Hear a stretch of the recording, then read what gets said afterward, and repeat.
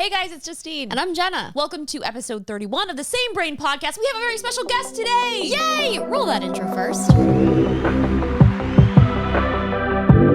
Okay, so today we are joined with Nicki-san. Hello, welcome. Hi, from very far away. We are socially distanced sitting. We both got COVID tests before we arrived, and I'm so excited that you're here. I'm so honored to be here, especially getting to talk women in tech with you amazing ladies. Thank you so much for having me on your show. It's such an honor. I'm so excited. So we recorded something for you. Now you're starting a new project coming out, depending upon when I post this. It may already be out, which I have a feeling it's going to be. So do you want to tell us a little bit about it? Yes. So I launched a website called TechNickiSpeaking.com. And Tech Nicki Speaking, my name is Nicki, and it's a play off of the word technically speaking.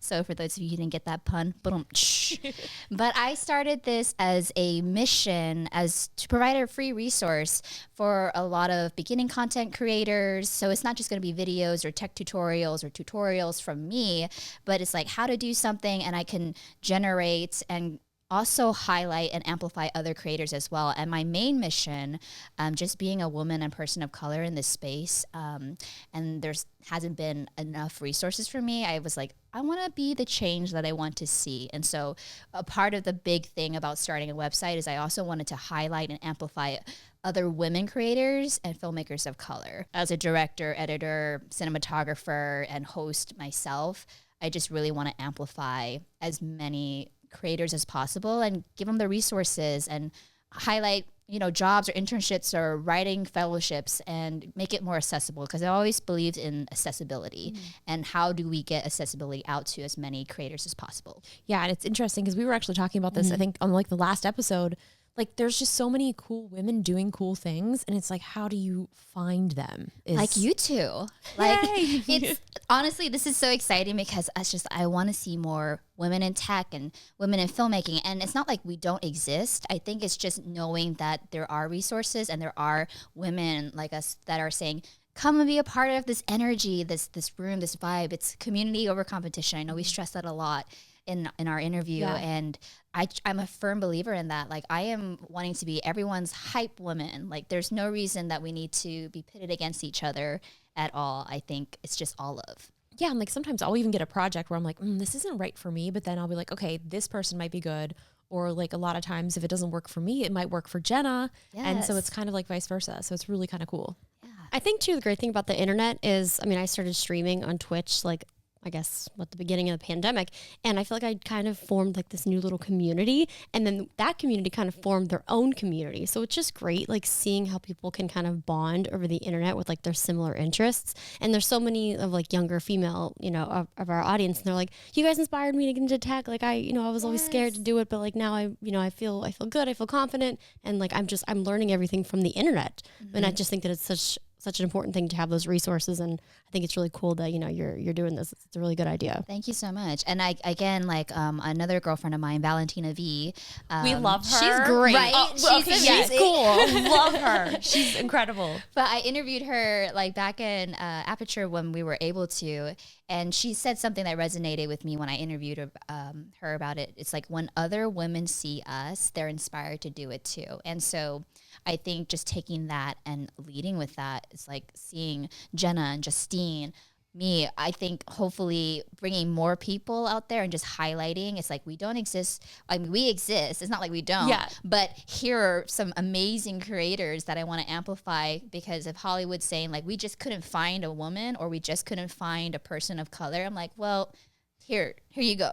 Right. There's no excuse. Yeah, you're not looking hard enough then. Yeah. That's exactly. That's the thing too, is like, if you're doing casting, like that's literally your job is to cast for these specific things. And I can't even imagine like being a casting director, because that has to be very difficult as well. I've never really, I've been in for auditions and things like that, but it's like trying to get that on-screen chemistry for things like has to be really difficult. Absolutely. I've done casting a little bit too. I think, I started off as a host and in front of the camera, because I also, identity is a huge thing for me too, but I learned that I was a woman way before I knew that I was Asian. And so for me, like the first chapter of my life was just understanding my identity and how that plays a role into Hollywood. And so like my first channel, I interviewed a lot of up and coming Asian American entrepreneurs and artists and entertainers that weren't getting mainstream attention. And then now just being in this space, I'm like, how can I further broaden and amplify?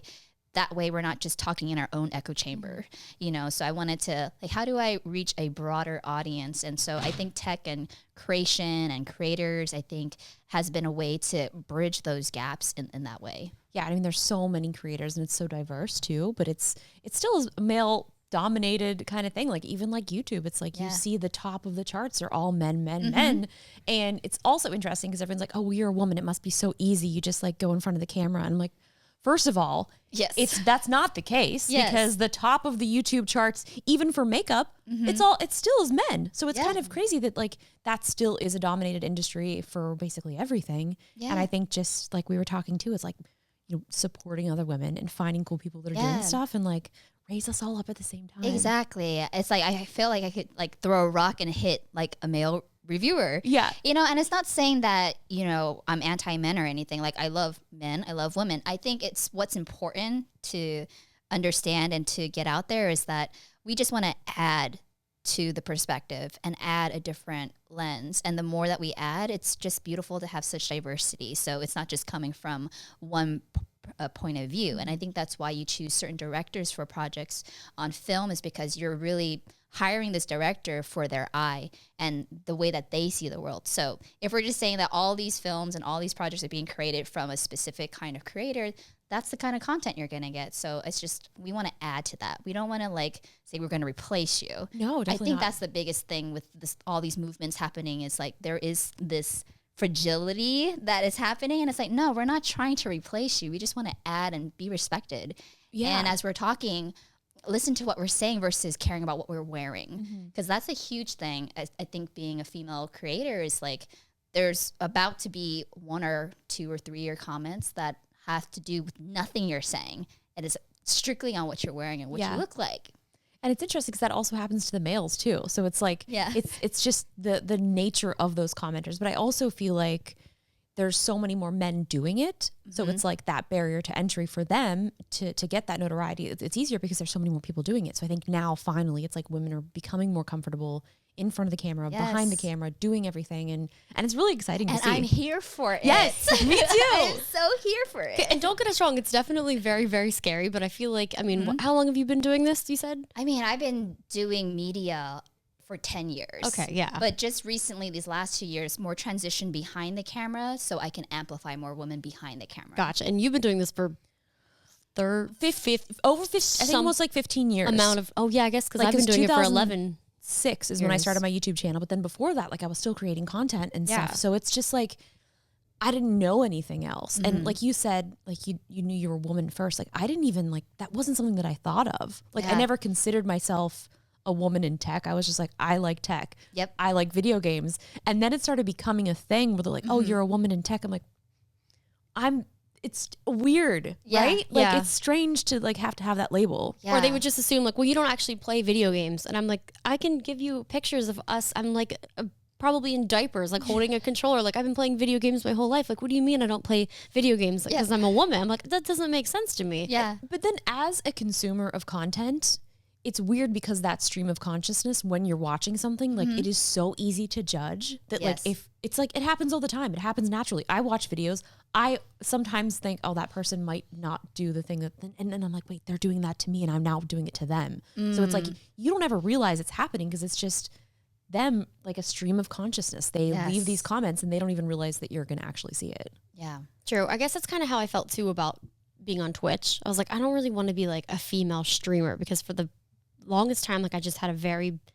negative perception of what that was. And then I'm like, I don't know why. Like I know so many cool like female streamers, but it's like I just had this in my head where I'm like, I don't want people to think like, oh, I'm streaming for this reason. So like anytime when I started streaming, I'm like, I'm wearing like a turtleneck, like I am covering up, like I am not here to be seen. Yeah, like I'm here to just like hang out, play games. Like half the time I have like my hair in a messy bun. Like this is not a show. Like this is just me hanging out. And I just think it's like, there's like that perception where I don't know, being a female streamer. Like I don't think that anymore because there's so many incredible people, but just getting that out of my head took a very long time. I mean, don't get me wrong, you know, those things still exist, but there was definitely something that I had to like get out of my brain. Yeah, absolutely. Because that's you at the end of the day. Just because you have like you're a woman in tech doesn't mean you are expected to look a certain way. I mean, yesterday I went to go grab like an extra T5 at Best Buy's, and I was just like, for once, not wearing all black jeans, and you know, I'm like, people stare at you like. And then I go to the front and they're like, oh, what can I help you? I'm like, yes, I would like to get the Samsung T5, the 1 terabyte hard drive. And everybody in the line's like, did not expect that, you know, from you. Yeah. But it's like, I think being a woman in tech sometimes is like, we're trying to break the mold of expect the unexpected, or like, you know, we're breaking that perception of what a woman in tech is supposed to look like or sound like or be like. I think the modifier of being a female filmmaker, I feel like there's always these adjectives that describe me, like, if not, I was like an Asian in entertainment. Right. So they have to add those extra labels on. It's like, no. And then now I'm like a woman in tech. So it's like I'm always being identified differently. And it's been like this identity crisis where it's like, well, should I accept that, or do I accept it and try to break it down in a way by not addressing it? But it's like, I kind of want to address it because it's been like this thing. But so like, what would you prefer to, like, what would be your dream case scenario of like to identify as?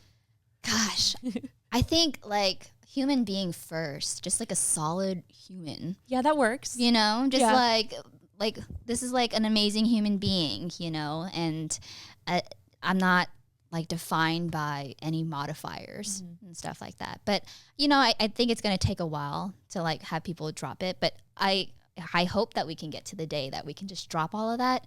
But I think this is why it's amazing to see the work that you're doing and the work that I'm trying to do. And everybody's starting to feel like it's part of your identity and it's important. But I don't want it to be the only thing that identifies you as a person or like an amazing content creator. And I think that's hard too, because with brands and with those types of things, like you have to be kind of put into these buckets to be able to like advertise too. So it's just that everything comes down to marketing. So it's like, how do I target you? Because you like these certain things. How do you target all of us? So it's kind of like, no matter what, like I feel like Google or whatever is going to label us on our searching. So we're getting judged no matter what. Very true. What has come up in your Google searches when you guys are looking up for yourself, and like, or like even when brands reach out to you, have you ever gotten like a reach out that's like, oh, I'm not going to do that?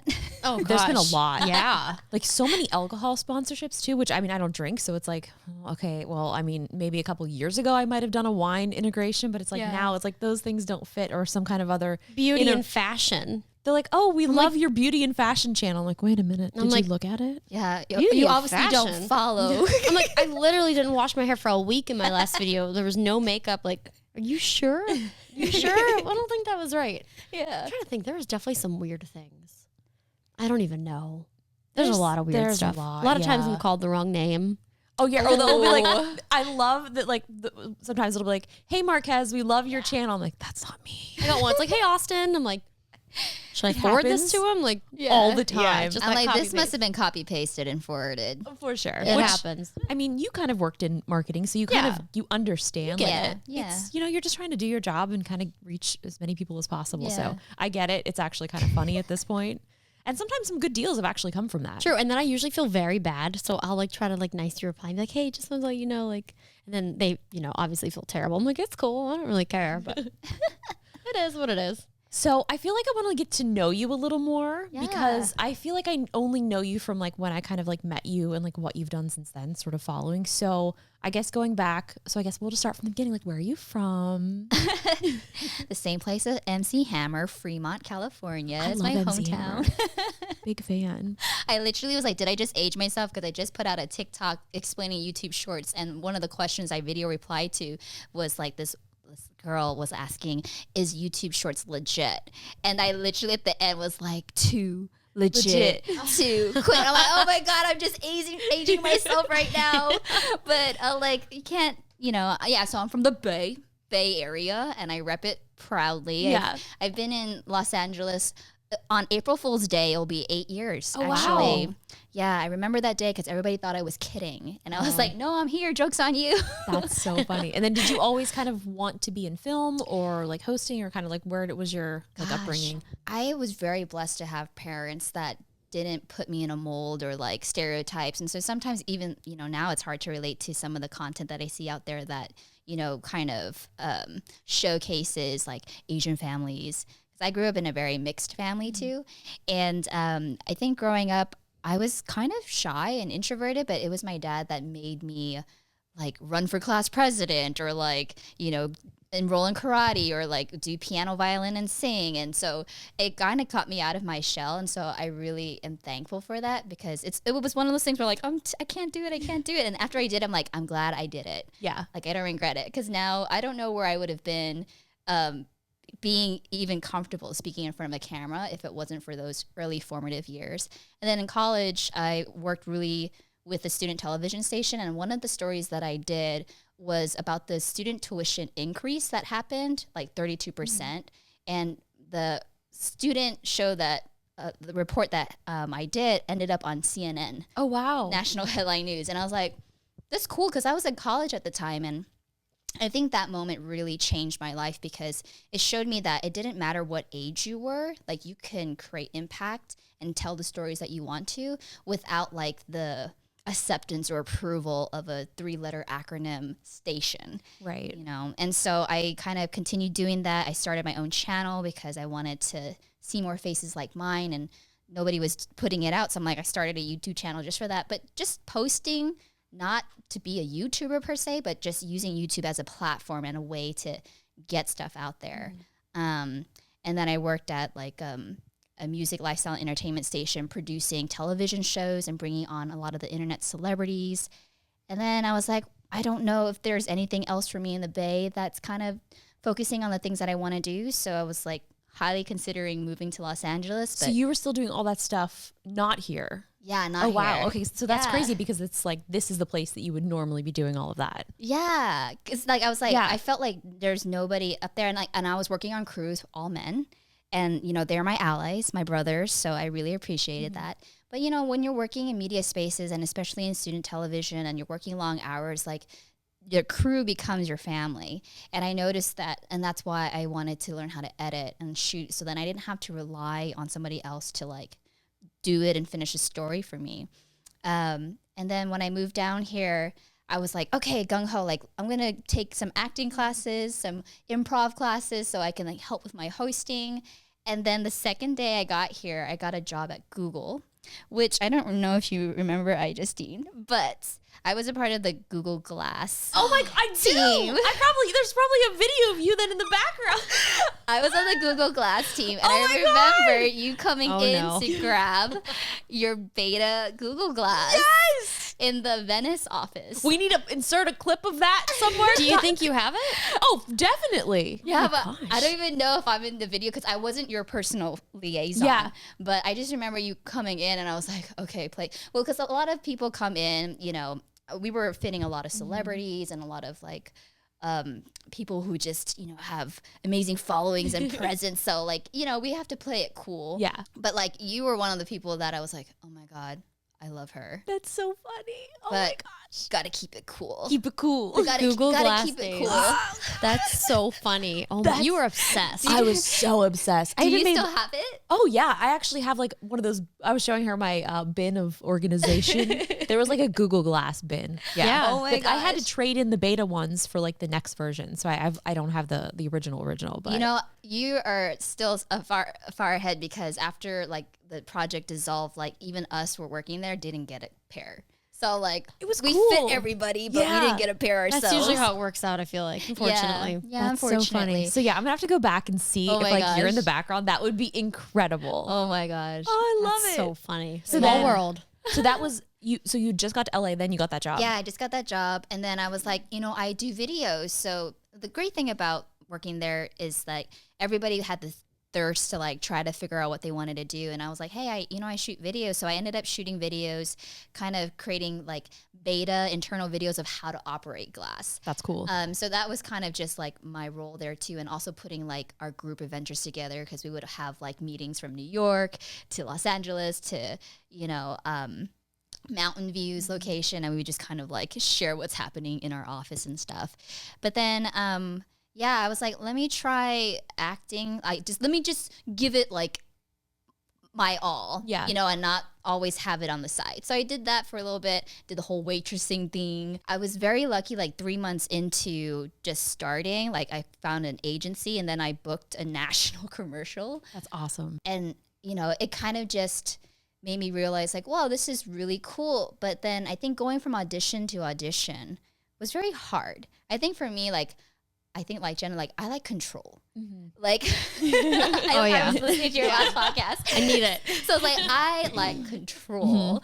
Mm-hmm. And then, I think as I continue to be in the Hollywood industry and surround myself with really amazing, as we call it, non-toxic people in the industry, I realized that, man, I think the way that I can see more people like me on screen is if I'm actually behind the camera, like directing, editing, writing scripts, instead of just waiting for that golden moment to play, person number one with like a broken accent or something, I'm like, I don't really know. So I kind of started doing things behind the camera a lot more at that point. And then were you self-taught then for a lot of the behind the scenes stuff then? Or did you take any classes or anything? No, I'm pretty much self-taught, and I'm such a person too that I've been so grateful, and I cannot express how much gratitude I have for like the creators like you both and like the creators in my life that have allowed me to help on projects or productions and just kind of network in that way. I'm also very grateful to like the Asian American community within Hollywood that have given me such awesome opportunities to just expand and grow my network. So I would say the biggest thing recently is I've become also more of an independent producer or director. Mm-hmm. 2 years ago, I directed Unforgettable, which is like this giant Asian American gala at the Beverly Hilton. And so Daniel Day Kim was our keynote speaker. Simu Liu, who's going to be the first Asian like Marvel superhero, incredible, was our host. And like, it was just an amazing time. And it was like right before the pandemic hit too. So like that was like a big thing for me. And then last year as well, like Samsung reached out, and I was able to create my directorial debut using their Samsung S20. I saw. That was so cool. It was such a cool story too. Oh, thank you. Yeah. So do you want to tell them a little bit about like how that all came across? Like, did they find you, and then how did you film that? Was that filmed during? That was pandemic? filmed during pandemic. Okay. So like this was such a crazy thing. Like I never know how people find me. So that's why when I get these opportunities, I'm always like, who do I thank? Like, how did you find me? Because they selected 4 filmmakers, and it seemed like the other filmmakers had already had an established base, and they kind of knew what the topic was. Like one of the filmmakers, like films like videos for rescue dogs in shelter. There's another person that, films for Thrillist and is very foodie. And there's another filmmaker that focused on like a epidemiologist about COVID. And so they gave us the prompt, and I was laughing so hard because the prompt that they gave me was love in the time of COVID.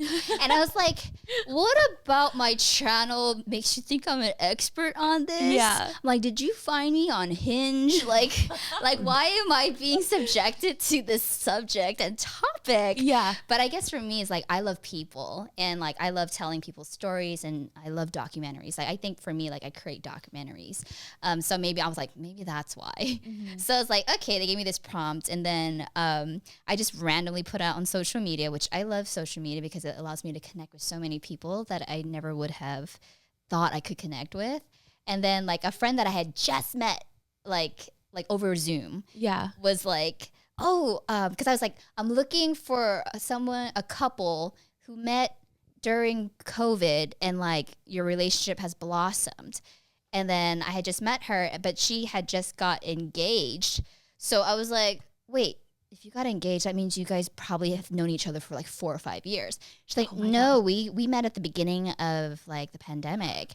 and then now we're engaged. Wow. I'm like, I'm definitely telling this story because like at least I won't have to be responsible if this video continues to be out there and then maybe something happened, they broke up and like it's like the bane of their existence. Oh gosh. no. So I was like really like Yeah. making sure that I picked a couple that I knew was gonna stay together for a while.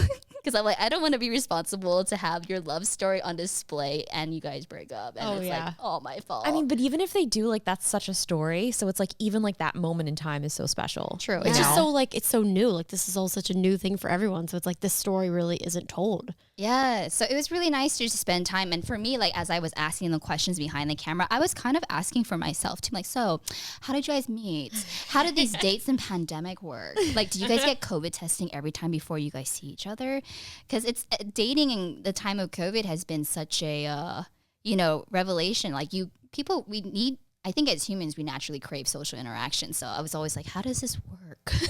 I mean, I think we're all figuring it out. True. Like, it's like, I know I have friends who are actually getting like COVID tests before, before they go out. Like it's wild. I mean, at least they're being Yeah. responsible, you know? Yeah. Yeah, and you really know if you really like this person or not. So True. it kind of saves like a lot of time. And it's like, sorry, we need a social distance. Like, Yeah. Sorry, I need some social distance today, but I really just don't want to see you. yeah, I don't know. I mean, it's all very interesting. So I've been enjoying like kind of hearing people's stories and kind of navigating it. But it is hard because it's like, not only is it hard to trust somebody, Yes. but like, how can you trust them to be safe with, like your health as well? Because it's you don't know. It's like you don't know them, so you don't know what they're doing. Yeah, exactly. I have very severe trust issues in general, just with everything. So my trust in people is always very low. Yeah, Jenna has a very good judge of character. It's very difficult because even if I get like the slightest like, ooh, this person's giving me bad vibes, like it's gonna take a lot for them to get out of it. Usually I'd say I've got like a 99% You're rate. pretty good, and I have not many friends. I'm over here like benefit of the doubt. Let me give you second, third, fourth, fifth chances, and then and I'm like, Yeah, I think I'm right in between you both in that. It's a good place to be. Yeah, it's like, yeah, good place to be. It gets kind of lonely over here because I'm like, no, you're a terrible person. I'm so sorry, but yeah. I don't Usually know. you're right. So I've learned know, to listen to Jenna. It's very hard. I know. But I will say, back to the thing with like the pandemic and people, like being kind of like lonely. I will say, like, I hopped on Clubhouse again last night and it was just like listening to people chat, and I was like, this is kind of cool. Like, I feel like I'm still kind of not sure how I feel about Clubhouse only because if you get in the wrong room, you're like, okay, we just hear people bragging about themselves. But I really do love it. Like, I love that, like, people are able to chat and have discussions, and we've gotten all these new apps out of, out of the pandemic. And I think that's a really cool. I think Bill Gates was on last night. He was. I keep getting tricked though. Every time I go in, somebody will pull me on stage, and then I'm like, no, I just wanted to listen. Yeah. And then I feel bad. I'm like, I'm in the bathroom right now. I can't. Yeah, I can't talk. I know. can't talk, but I'm here. I'm listening. You click the button, leave quietly. The only time I want to be on stage is with Bill Gates. I'm like, no, I'm the hundreds of thousands, away. But I didn't get to listen to it because I kept getting tricked into ones where people were talking about Bill Gates being there. Oh. I saw there was something that someone had tweeted that it's normally kind of like the younger generation that kind of dictates like what the social apps are, but Clubhouse came out of sort of like an adult kind of I guess because we've all grown up now, so it's kind of like TikTok and like YouTube is all like the younger generation kind of making it popular, whereas Clubhouse was the opposite. True. So it's kind of a cool kind of concept that I really never thought about. Does the older generation like the phone? Because I still don't like the phone. I don't like the phone. Do you like the phone? Like talking on it?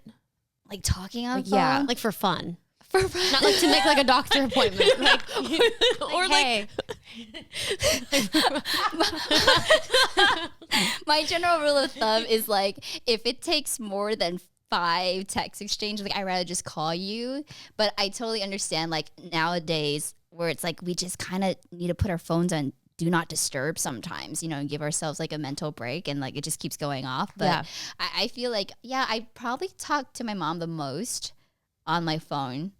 But I try to do it like when I'm driving or something. Well, I feel like parents get like an exception. Yeah. Like that's like, oh, I'm gonna call mom. Like that's normal. But I don't know if like someone's calling me. Like if you call me, I think like, oh no, you're on like Something's wrong. I'm like, you're probably dead. Like I what didn't happened? even call you when I pass out on the street. No, you texted me and I like half read it. Well, I was you like, texted her too when we got like high elevation and you fainted? I couldn't believe it because I'd never passed out before. So I didn't really understand fully what had just happened after I fell into the snow. So I'm like, oh, I'll just text Jenna. So that's when you make a phone call. I know. And I didn't make the phone call. But I'm glad we're getting it out now. So it's like, this is my expectation when something bad is happening, you call. But that's actually so interesting because, I never thought about it. Like, it's such a strange concept to call. So when I feel like my mom's calling now or like just anybody's calling, like, what's happening? Yeah, like something's wrong. Exactly. Yeah, it's like a terrible thing where I'm like, why is my mom calling me at like 2 p.m.? It's not like nighttime. Like, what's wrong? Yeah. Like, usually it's a butt dial. Well, I was driving and then I saw somebody who was texting me. I'm like, oh my God, like I have to just call because I'm like, this needs to be addressed now. So then I call, but it's like usually like just, I don't know. Because we have another friend, our friend Jace. Yeah, he likes the phone. Freaking loves the phone. Like always talking on that phone. Like, what are you doing? I don't know. Who are you talking to? Everybody. Yeah, like on our trip, I'm like, who are you on the phone with? Was that like a chatting. Potential spam? He answered the phone. Probably. It was potential spam. So do you prefer that you just keep everything to text? I mean, I don't mind. Like, again, if it's something that needs to be addressed with voice, it can happen quicker. But most of the time, it's like, I feel like texting is like, it's like an all day kind of thing. Like if we're having a conversation and it's not like that important, like I can just leave off. Yeah. I'll come back when I can get to it. Yeah. But if it's immediate, like it's, make a phone call. Or come here and like, we'll be present together. Yeah. Or if you need to like call me, like give me a heads up, like, hey, do you have time to chat in like 5 minutes? Yes. I like that. Yes, I can like chat that in 5 minutes. Because like they'll start calling you. You have no idea what you were doing at that time. Like you could be in the middle of production or about to shoot something. Then they just start talking. I'm like, I'm going to have to cut you off right there because like I'm actually about to do something, but let's schedule a time. Yeah. And then I feel weird for saying that, like, oh, let me pencil you in or schedule a time to talk to you. Right. Like, I don't mean to be rude, but I just want to actually make time for you in a schedule when we're just like texting back and forth all day. Yeah. Because I don't like to not be fully present if I'm talking to someone. So even if it's a text, like I'm like, I can't address all these things that you just asked me right now. Like I need to process. And I get so distracted. Like I get nothing done. Like I feel like I've been trying to get you to do something for a week now. I know, Maybe I'm so longer sorry. than a week. I know. I'm gonna do that today after this. I promise like I have to stand over you and be like, "Are you like I'm like your mom?" No, like our mom had to do that. Like she actually would stand over me to get me to do my work. That's infuriating. You should send her a gift basket. I should, like I'm so upset. I should just send her a bag of money at this point because that poor woman, what she had to deal with. Dad too. Yeah. Oh my God. He had a little bit. Well, actually, yeah, he had a lot too. But mom was on the day to day. I'm so sorry to everyone. Like Do your parents listen to your podcast? Mom just started listening. Mom started listening. I mean, like Sorry, they Mom. get it because like dad will still need you to do something, and he'll be like, "I'm trying to call your sister. Where is she? Like, can you tell her this?" And even like our manager, "Can you tell Justine this?" And I like, didn't come here for a lecture. I have always been. I'm now the messenger, and I'm like, this is infuriating. I think because also people know that like I don't put up with crap, and like I will get things done. So I'm like, you put your phone down, you get off that treadmill, and you do this right now.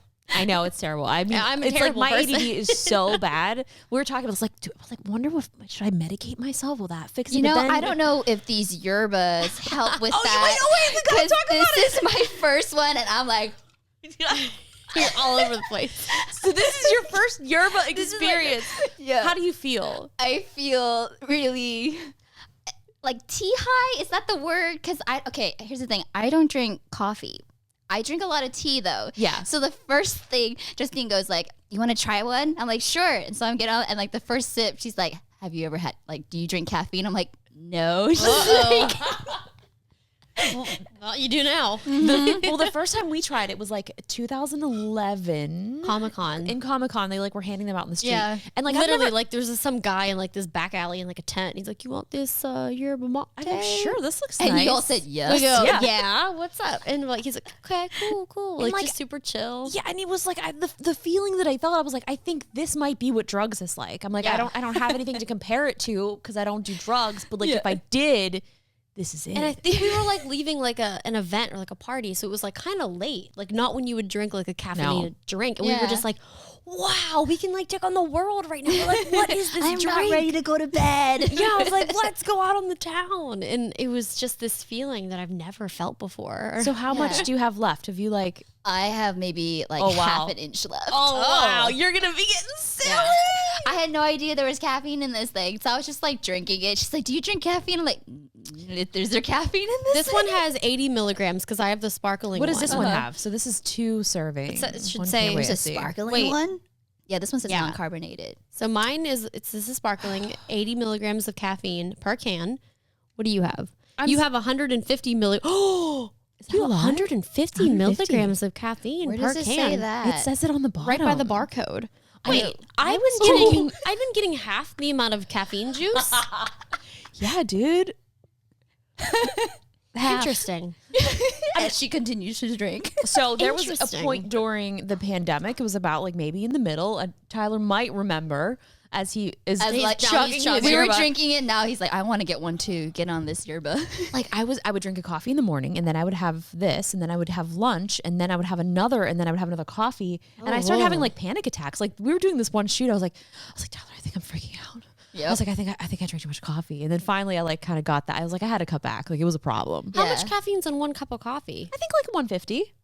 Oh, okay. This is gonna Yeah. be interesting. I will say the reason why I stopped is like back when I was working at the television station, I tried Vietnamese coffee for the first time. That's so good. It is so strong. Yes. So good. I tried it for the first time though, and I kid you not, I was shaking so bad I couldn't drive home from work that day. I was like, I had gotten like a couch futon that actually fit in the cubicle, and I was like laying down, and I was like, okay, I can't operate this car right now. Like, I don't know how to like suppress myself. So from that moment, I stopped drinking coffee. I never really was interested in coffee. It's kind of like with addictions, right? Like if you don't need it, don't start. Yeah. But I do like the smell of coffee, and I love like coffee ice cream. I like it when other people drink coffee, but It's also interesting too because I'm definitely like there's no doubt about it in anyone's mind that I definitely have ADD. So with coffee, it kind of sometimes has the reverse effects where it makes you super tired. Gotcha. So Yeah. a lot of times with caffeine, like it doesn't give me that effect. I just start like getting. I think that's why I'm really tired. I all the know. time It makes as well. me very tired. The only thing that coffee in the morning does is prevent me from getting a headache because I'm addicted to it. And I like it. Like I like to have like my little morning coffee and my creamer and like I just like, scroll through the internet and then I'm just like, okay, well that kept me awake for 30 minutes and now I'm exhausted. It's a struggle. Okay, so hold on a second. We left off. You were in Los Angeles at Google Glass, and now that's right. We've lost track. Speaking of distractions, So wait, so that was like what 2014? That was like so. Before LA was I'm 2013. gonna look up this YouTube video really quick while we discuss here. Yeah, I was like I worked at Google from 2013 to 2014, I Okay. believe. Yeah, so the Google Glass was around 2013. I think when did I move here? 2014 or 2015? So this was 2014. 7 years ago. I made what was my Google Glass review? Yeah, this was in let's see here, June 28th, 2013. Ah, Wow. Yep. Wow, that's a long time ago. I know. It seems did like that decades happen? ago. So then you did Google, and then after that, then where did Did you? the whole acting thing. That's I was right, like okay. stage manager and stuff like that. And then a couple of the years were kind of blurry. Oh, and then like I started producing and managing social media at this now called Soraya, but they were formerly known as the Valley Performing Arts Center. So it's a performing arts center at Cal State Northridge. That's cool. And I was doing that for 3 years. So basically getting to tour and travel to like places like I remember one of my favorite gigs was going to the United Nations to record the Satchel Ensemble because they were celebrating Pakistan's 70th year of independence. And I love music and culture in a way. So I was like, it's always been a part of my identity is to appreciate diversity and being able to be a part of the Music Knows No Border campaign where we were bringing artists from areas of conflict to perform music at our venue and really curate, the performance. So it wasn't just like, oh, you're a singer, let's sing your songs and that's it. It's more like, let's work with you and create something really memorable. And working with 50 artists a year and creating their content and stuff, it was really fun because I got to exercise being more behind the camera and just shooting stuff and then creating like social media out of it.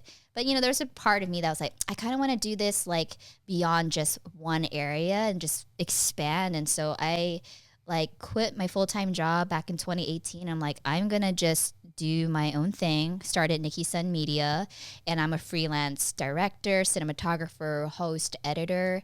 And it's just been kind of like project to project. You know, like people ask me like what my dream job is. I really don't have one. I'm happy right now. Yeah. Like it's always evolving. Maybe what I want to do hasn't been created or invented yet. So I'm always on like, I don't know, let's learn and grow and adapt and be flexible. And even now in this pandemic time, it's made me take a step back and reassess and evaluate like what makes my life worth living. Yeah. And it's, for me, it's like impact, you know, no matter how big or small.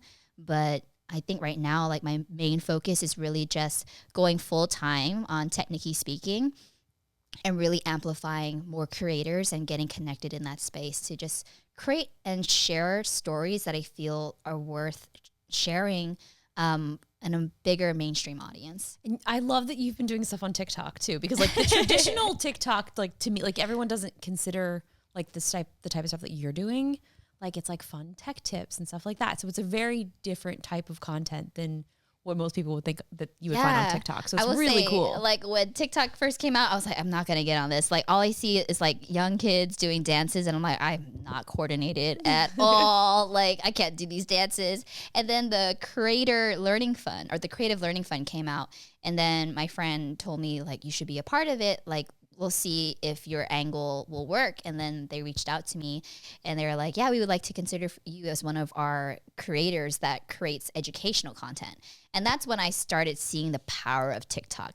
I've learned so much on that app than any other social media platform. And it's incredible. It's like small business tips. I'm like, let me like this so it reaches my algo. Like you have reached small business creator like algo, you know? So cool. And I'm like learning like the lingo and all that stuff. I know there's like a war between like Generation Z and millennials right now, but it's like about the jeans, the skinny about, jeans, like, your hair and the hair part. Like, I'm like, leave us alone. I know. I was like, wait, what's this? It's like, oh, our millennials, like they wear the skinny jeans and they part their hair, like they don't part their hair in the center. I'm like, I feel personally attacked right now. Wait, so then what am I? Well, you'd be a millennial. Okay. So you don't have your hair parted down the center. You don't Don't touch me. I touch you. You don't like being touched. Yeah, there's a war. Wait a minute. Yeah. How do I not know about this? Because you haven't been on TikTok. So wait, do I want to have a center part? What do we want to have? I think you just want to be you and be loved and accepted for being you. We need to be what they want us to be, Nicki. Did we not learn anything? Well, they're wearing like the flare jeans again. And then I was laughing so hard that people were like, you clearly have never worn these pants during like a rainstorm and stepped into a puddle. They're like, we've learned our lesson. Like, that's why we wear skinny jeans now. See. Okay. There's a war. Oh my God, I love this. I had a center part for a while. It's really funny though, but I'm just like, well, don't come for me. I'm like, get out of here. I've also learned a lot on TikTok. The best life hack I've ever learned on TikTok. Yeah, spill it. Okay. I was shocked. I was like, this is no way it's going to work. I saw this lady, and it's usually when people like will react to it and then they go try it. She was trying to open a jar of sauce and she couldn't open it. Mm-hmm. So she took a knife. She went like, she hit the top of the can of the jar and it just opened. You'll hear like a little psst. Oh. And you don't actually make a huge hole, but it just releases like a little bit of right in the middle of the top. Yeah, releases like a little bit of pressure and you can easily open it. I should try that. I've done it like 10 times I've since been using the back of a knife and like banging around the entire jar. Yeah, no, you literally did that this morning. Take the knife and just like hit the top of it and make like a little tiny hole. It releases some pressure and you can open it. Oh my gosh. I was like, what? I'm still thinking about center parts. Yeah, now that you said it, TikTok has now heard that and you're going to be targeted. So I was so into TikTok at the beginning of the pandemic because it was so fun to me to like just be like kind of how I felt when I was creating YouTube videos for the first time. Like you could just be fun and silly. Yeah. That Jen and Tyler had an intervention with me. It was a lot. It's probably one of my favorite videos we've done in a really long time. Like it was so fun. Like we just like they kind of sat down and were like, Justine, we have a problem. I mean, like I started to get back into TikTok during the pandemic, just like watching. It would be like 2 a.m. and you'd get that alert where it's like, hey, you've been scrolling for so long. Don't you think you should take a break? Like, how'd you know? And I go, no, let me do what I want. So I wasn't really making them. I was just consuming it. But it's just so fun. There's so like my algorithm is like all dogs. So like I'll just like cry. I'm like, oh my God, this dog is getting rescued. And then like I'll go to the person's profile and like, did they rescue the dog? And they've got like all the follow-ups. I'm like, this is so great. So I can get I've been lost sucked in for a long time. But you said you used to be. So are you like not a huge fan of TikTok anymore? No. I freaking love She's like it. Gen Z. I love TikTok. I swear. Well, it's just like so when I got into TikTok, then I stopped like making YouTube videos as much because it's like, again, we were talking about like on your interview, like when I'm into something, it's like. You take the extreme. It's like extreme. There's no doubt about it. Like you did this with Vine. Oh yeah. Oh, I was really yeah. So then I was like, okay, wait, I'm actually forgetting the thing that I'm like most my audience is on. Yeah. What pays my bills and what I consistently create. So I gotta go back to YouTube. But then I mean, I think I'm now gonna turn my TikTok into lightsaber TikTok. Oh, there you go. So there you pretty go. excited about it. There you go. I mean, there's a niche there. There's a niche for that. There really is. There's really anything goes on TikTok, which is fun. Yeah. Because I've started following this girl. I think she's in Canada. Her name's Michelle, but she's like incredible like stunt woman, and she does all this cool stuff. Stunt women. She's so great. Like she's got so many cool lightsaber tricks. You can like react to her video of you trying the trick. Or like she's what, so what do you talented. call it? Not react. Duet. Duet it. But then there's like Yeah. something else you can do too. I don't know. There's so much. There's on like split TikTok. video and Yeah. stuff like that. Yeah, that'd be super. There's cute, so though. many things. But it's been cool to see you kind of doing something different, which I feel like was really cool. I was like, oh, this is great. Like you're actually like making educational content that people can learn. So it's really cool. Thank you. It's just been hard finding that community though. And I was like talking to the agency that got me on. They're like, yeah, you know, like there's a huge space for like the food, the fashion, the dance, but you know, we don't really know the tech and filmmaking space yet. So I'm like, I'm trying to create that space, but I'm like, where are all my tech community hard. heads out? It's hard. Yeah. Do you know Sawyer Hartman? Yes, he was the one that interviewed me on really? Samsung. Oh wait, but I missed that then. Yeah. But his TikTok, like I was like, oh my gosh, because I mean we've known for like what Really just, long time. I feel like decades at this point.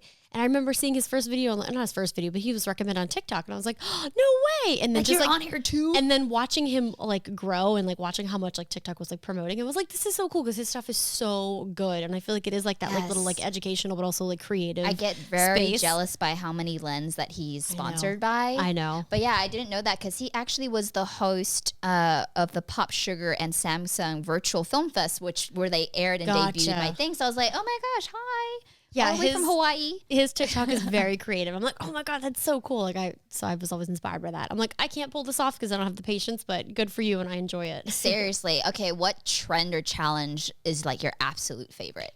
Oh no, I don't even know on TikTok. it's hard to say because I feel like I don't see like I honestly only see dogs anymore. You're like, I'm on this algorithm and I'm not leaving. I really am.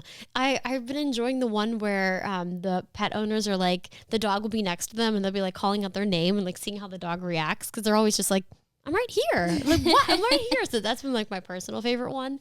I will say I'm glad I don't really see any dances and I don't see dances. Gotcha. I don't see like booty shaking. I don't know if they're not doing that anymore. I never see Charlie. I never see Addison. Like they are never recommended to me anymore. You know, I've never seen a video of theirs on my feed. I don't think I have either, actually. I was heavily served them, and now I never see them anymore. So I don't know if they're not doing it. I don't know. I'm sure they I don't are. see them anymore, and I'm like, I think I'm okay with it. Give me the dogs. Yeah. I know I did the other day. I told Maddie I was going to throw his favorite toy away.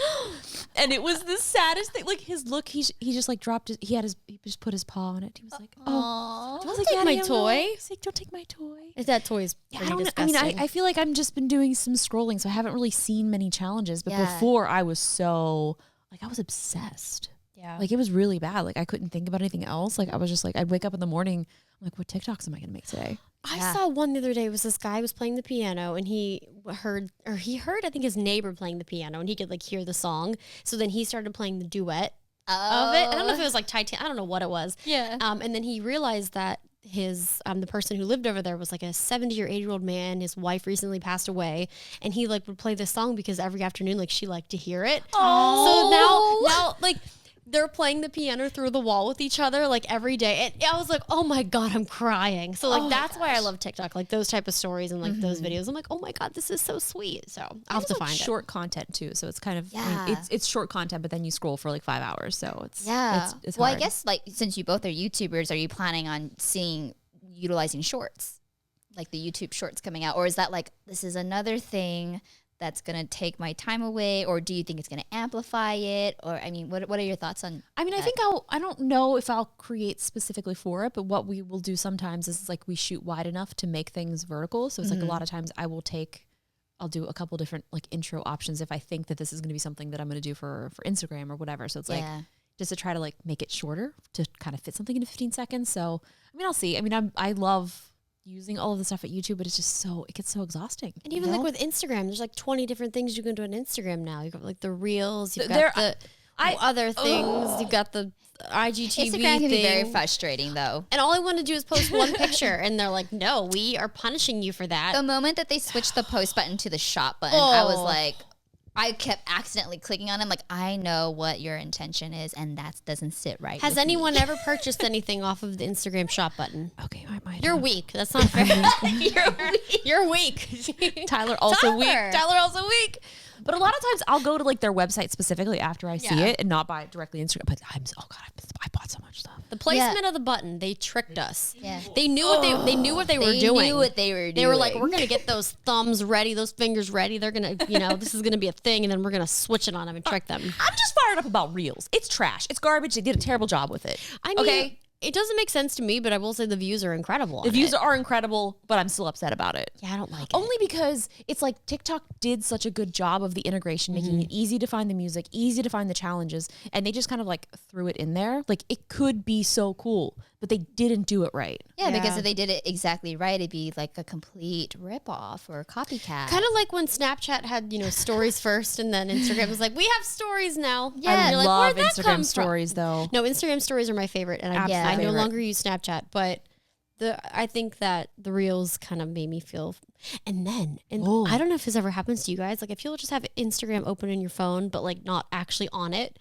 it'll just start playing a reel out of nowhere. Yeah, it's kind of possessed. I hear a sound, and I'm like, where's that sound coming from? And I know it's like the same. I'm like, this is, and I swipe, and it's an Instagram reel. I'm like, but I wasn't on you. Where'd you come from? And like, I know that they say that they're not listening, but I don't believe it. Oh, because those ads are so targeted. I know. There's this one TikTok that I really like though. It's this girl that has a boyfriend, and she left her boyfriend's phone on. She's like, engagement rings, Tiffany, Harry Winston. Oh my gosh, that's and really I'm like, funny. that is such a funny hack. That's like, pretty funny. Us would be like, AI, tech, like latest cameras. Puppy. Sony A1 Alpha A1 600 millimeter G Master lens. Oh, I need that for my bird. For $3.99. That lens is sponsor me. That lens is expensive. Do you think we can rent it for the bird cam? I'm gonna have to upgrade. Is the 600 millimeter? One of them is $14,000. Okay, I can't keep that outside. I don't think we can't leave that. No, it's like a $14,000 lens. Speaking of like expensive things, like do you remember like a time where there was like something that was like your first like big like tech purchase that like basically changed your career? Gosh, or kind of like that trajectory of something that was like, I needed this and now I have it. And I think the one thing that I didn't personally buy but was using at the time, I think it was like a Panasonic like DVX like 200. It was like what we were using for like student television at the time. We didn't know how much it was because we were able to get it sponsored by the school. But I think at that time it was like $12,000 for this camera that still shot on mini DV tapes. I remember those. Now, like Panasonic, I had done a review on their AG-CX10, and that was like $2,500, but it also live streams to YouTube. You can connect it to the Wi-Fi. The screen flips, so you don't have to like have somebody on the other end. It has like 2 XLR inputs, so you can get quality audio, and a light that goes like pretty freaking bright, like an on-camera light. Whereas nowadays you have to like buy all these separate things. And I was like, wow, and it's shot in 4K. And I'm like, man, if anything, I'm more excited that like kind of all the technology, because of the market level, we've been able to like access more options for cheaper. But I would say like that was like the biggest thing at the time that I was like, oh, I didn't even know how much it was, but wow, that was expensive for what it did. Well, it's like because we've all been doing this for so long, like we have seen like that price. Like, I mean, everything was so expensive, like even storage. Oh, yeah. Storage is like still most expensive. It like is. I know that content creators, we need all these storage spaces. Like I'm looking for one right now. So I'm like, is there a sponsor out there? Because these things can go all the way to $30K. Yeah. For like storage. And it's like the jellyfish server that we have was very expensive because that's built for, like larger companies to do multiple editing off of. But even just like solid state drives, like that's another misconception. A lot of people think that, okay, well, all drives are created equal. No. Not the case. No. Because it's like once you go and start editing off of like a solid state drive, like there's no going back. There's no going back. I mean, when you have write speeds and read speeds up to like 500 megabytes per second, I'm just like, okay, I cannot go back after that. You probably have drives that go even faster than that. Yeah, and it's just, it makes such a huge difference. I mean, you're editing like 4K, 8K footage. Like you can't be editing off of just like regular drives. And it makes such a huge difference. But it's also multi-purpose too, because like even with the Blackmagic Pocket 4K cinema camera, you can actually shoot directly onto a solid state drive now. And it's like, wow, I can use this for anything. And it's so tiny and portable and like the Ninja, like the Atomos, like recording directly externally on like the solid state drives. That was game changing for us too, because it's like we could record for hours. And now with like the newer upgrades to the Sony cameras, like we don't have a recording limit. But man, that was like the best thing. Yes. Those file sizes were huge though. They were. Well, that's just because, we like to up our quality I to get like it. as high as possible. Yeah, no, Like, for sure. But then you're like, where am I going to put all this stuff? Yep. 300 gig for one little video. But, tragic. and then the CF Express cards are very expensive. Yeah, but they're so fast. They are very fast, but I'm like terrified. I'm like, I'm going to lose this $300 little piece of plastic. It's crazy. They're so great. But yeah, going back from like that to like a normal like SD card, I'm like, oh, you're slow. Yeah. Yeah. Like even when we were transferring me footage from our interview earlier, I was like, wait, 3 minutes? I was like, it's done. I'm like, I think our interview was like at least close to an hour. And I was like, that was really quick. It was very fast. It's very nice. Yeah. 0 to 100 real quick. Well, thank you so much for hanging out with us today. Thank you This for is so having me. exciting. So where can they find everything about you? Well, you can support my new channel, my new endeavor on Nicki Speaking. My name is spelled NICKI.